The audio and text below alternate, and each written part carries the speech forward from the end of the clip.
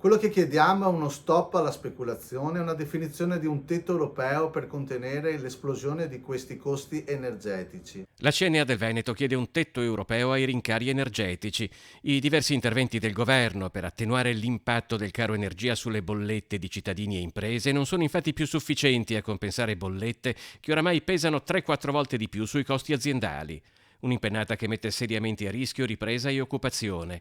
Il segretario della CNA del Veneto, Matteo Ribon, teme uno scenario nel quale migliaia di mestieri e di tradizioni rischiano di sparire, lasciando migliaia di famiglie in difficoltà economica. Le forze politiche in questa fase dovrebbero essere tutte d'accordo per sostenere un'azione di governo in grado di rispondere anche con contributi alla bolletta delle imprese e anche con la definizione di dilazioni di pagamento utili a mantenere una situazione complicata dal punto di vista della sostenibilità. Secondo il presidente della CNA del Veneto, Moreno De Col, la strada da intraprendere è quella dell'autoconsumo e delle comunità energetiche e, come per le grandi crisi energetiche degli anni 70, sarà necessario diversificare le fonti e costruire un piano energetico nazionale. I mesi che ci aspettano sono quelli che riguardano un'ipotesi di razionamento delle forniture e da questo punto di vista non possono essere fatti senza il sostegno e l'attenzione da parte del mondo delle imprese. Per questo chiediamo che le parti sociali